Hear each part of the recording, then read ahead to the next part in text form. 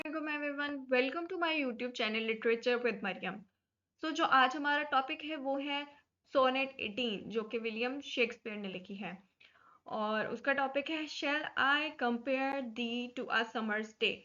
जो मैं आपको टॉपिक स्टार्ट करने से पहले बता दूं कि सोनेट क्या होती है। सोनेट एक 14 लाइन्स पोइम होती है। It is consist of 14 lines. Okay, अब हम देखते हैं कि विलियम शेक्सपियर कौन है। उसका हम शॉर्ट सा इंट्रोडक्शन देख लेते हैं।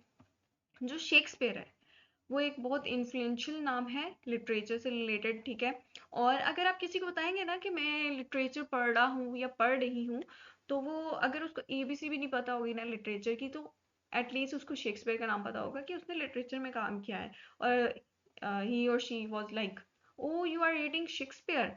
सो शेक्सपियर बहुत इन्फ्लुएंशियल और बहुत प्रोमिनेंट नाम है लिटरेचर में। ये विक्टोरियन एरा के पोइट थे, प्ले राइट थे। इन्होंने बहुत से प्लेस लिखे हैं। और इनके कुछ इन्फ्लुएंशियल वर्क और फेमस वर्क में आ जाता है King Lear, Othello, Hamlet. So these are the famous work of William Shakespeare. और इस he was born in 1564। England में वो पैदा हुए थे। और जैसे कि वो विक्टोरियन एरा है। अब लिटरेचर के डिफरेंट एराज थे, ठीक है। अब उसमें से एक जैसे कि modernism, post modernism, Victorian, romanticism. So ये सारे लिटरेचर के एरा थे। अब विक्टोरियन, ये तो विक्टोरियन एरा के जो है ना पोइट और प्ले राइट थे। वो कौन सा एरा था कि जब क्वीन एलिजाबेथ और किंग जेम्स का जो रिजीम था, उस पीरियड में जो जितना भी लिटरेचर वर्क हुआ था उसको हम विक्टोरियन लिटरेचर कहते हैं, ठीक है। और वो टाइम पीरियड था लेट 16 सेंचुरी और अर्ली 17 सेंचुरी का। तो उस ड्यूरेशन में शेक्सपियर का जो है बहुत प्रोमिनेंट, बहुत प्रोफेलिक जो कैरियर है वो था। सो उन्होंने टोटल 39 प्लेस लिखे थे और 154 सॉनेट्स थी। और डिफरेंट ट्रेजेडीज भी लिखी हैं उन्होंने, कॉमेडीज लिखी हैं, ड्राई कॉमेडी लिखी है। तो ये उनका है, शॉर्ट सा इंट्रो है। So let's start with our poem. हमारी पोएम का पहली लाइन है जिसमें वो कह रहा है कि shall I compare thee to a summer's day. कि अपनी बिलवड से कहता है, क्या मैं तुम्हें, उससे क्वेश्चन कर रहा है कि क्या मैं तुम्हें, उससे परमिशन ले रहा है, क्वेश्चन कर रहा है कि क्या मैं तुम्हें गर्मियों के दिनों के साथ कंपेयर कर सकता हूँ। फिर सेकंड लाइन है, दो art more lovely and more temperate. कि तुम्हारी जो बनावट है वो बहुत प्यारी है, बहुत वार्म्थ है। मतलब समर के गर्मियों के दिनों के मुकाबले में तुम ज्यादा खूबसूरत हो। तुम्हारी पर्सनैलिटी में गर्मियों के दिनों से ज्यादा वार्म्थ है।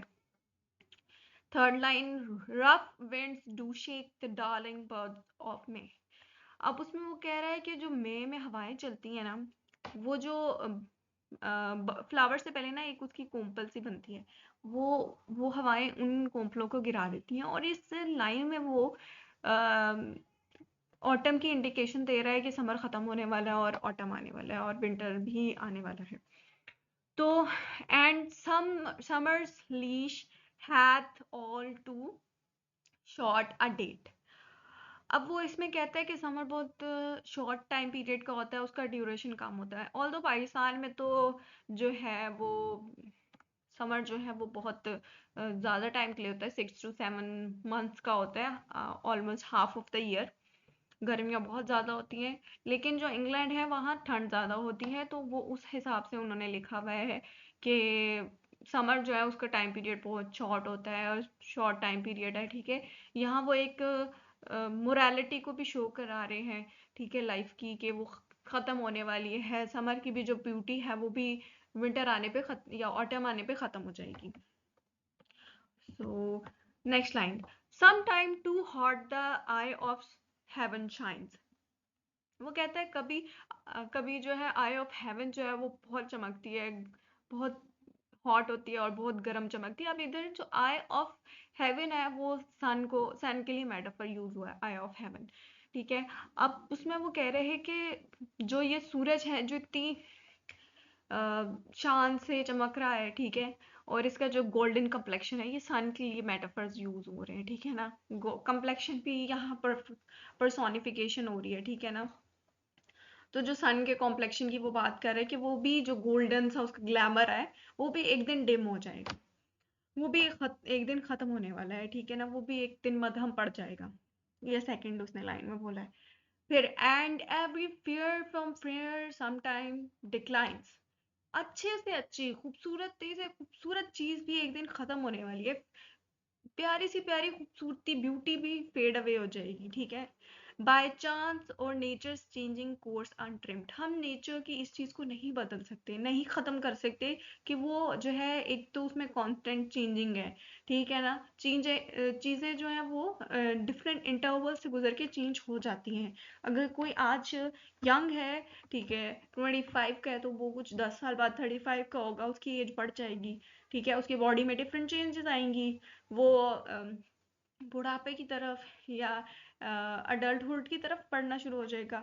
So this is the rule of nature, और हम उसे चेंज नहीं कर सकते कि एक ना एक खूबसूरत से खूबसूरत चीज ने भी खत्म हो जाना है, फेड अवे हो जाना है। सो यहाँ मोरालिटी का थीम आ रहा है, लेकिन वो इस सारी चीज बातें किस लिए कर रहा है कि अपनी बिलवड को कंपेयर करने के लिए, कि मेरी बिलवड की जो ब्यूटी है वो डिक्लाइन नहीं हो सकती, वो अपने प्यार को इमोर्टलाइज कर रहा है, कि उसका जो उसकी फेयरनेस है, उसकी खूबसूरती है, वो कभी खत्म नहीं हो सकती। बेशक सूरज का जो ग्लैमर है वो खत्म हो जाए, प्यारी सी प्यारी चीज खत्म हो सकती है, लेकिन मेरी जो बिलवड है वो बहुत परफेक्ट है, और she can't be deemed by the natures changing course, ठीक है।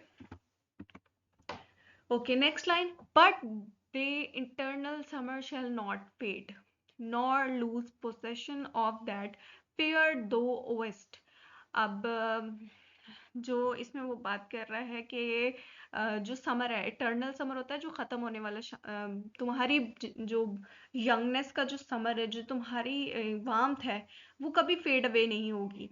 वो अपनी बिलवड से कह उसकी तारीफें कर रहा है, तारीफों के पुल बांध रहा है, ठीक है ना, उसे प्रेज कर रहा है कि तुम्हारा जो तुम्हारी ब्यूटी का जो समर है, वो जो समर जो है वो एक्चुअली एनर्जी को रिप्रेजेंट करता है। तो वो कहता है कि जो तुम्हारी एनर्जी है, तुम्हारी जो ग्लैमर है, वो कभी खत्म नहीं होने वाला। तुम्हारा ये फियर्स के और ये जो तुम्हारी खूबसूरती है, ये कभी फेड अवे नहीं होगी। Nor shall death brag the wanderest in his shade, even के डेथ भी तुम्हें नहीं मार सकती, ठीक है ना। अब यहाँ वो बताता है कि बिल्कुल ही उसने अपने लव को, एक तो अनरियलिस्टिक बातें कर रहा है वो, ठीक है, उसकी तारीफों में बहुत अनरियलिस्टिक अप्रोच उसने लिए और वो उस तरह उसको एक्सप्लेन कर रहा है, ठीक है। उससे कहते हैं कि डेथ भी तुम्हें कुछ नहीं कह सकती कि, और डेथ तुम्हें मार नहीं सकती है। उसने अपने प्यार को इमोर्टलाइज किया है कि मेरा प्यार जो है वो कभी मर नहीं सकता, कभी खत्म नहीं हो सकता।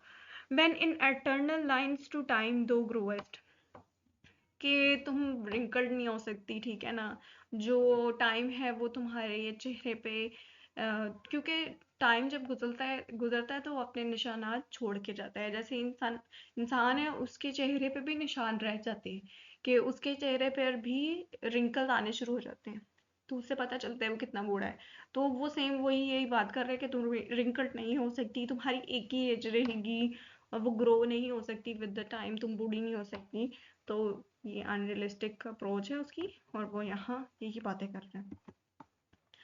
सो नेक्स्ट वो कहता है, so long as man can breathe or eye can see, वो कहता है जब तक इंसान सांस ले सकता है और आंखें देख सकती हैं, so long lives this and this gives life to thee. वो कहता है कि जब तक इंसान जिंदा है, जब तक आंखें देख रही हैं, तुम जीती रहोगी, तुम्हारी खूबसूरती फ्लरिश करती रहेगी, और तुम्हारे अंदर वही लाइफ वही एनर्जी हमेशा रहेगी, ठीक है। तो वो मतलब उसने अपने जहाँ जो थीम्स को डिस्कस किया है वो लव को किया है, ठीक है, बिलवड को प्रेज कर रहा है, लाइफ की मोरालिटी को दिखा रहा है, समर के सीजन को उसने डिस्कस किया हुआ है एज अ ब्राइटनेस और एनर्जेटिक वो, और यही सारी थीम्स उसने डिस्कस की हुई है। ये बहुत अनरियलिस्टिक अप्रोच है, रियलिटी से इसका लेना देना कुछ नहीं है, बट उसने एक अपने बिलवड को कंपेयर करने के लिए मेटाफर्स यूज किए हैं। सो अब हम देख लेते हैं कि इसमें ओल्ड इंग्लिश वर्ड्स कौन से यूज हुए थे, ठीक है।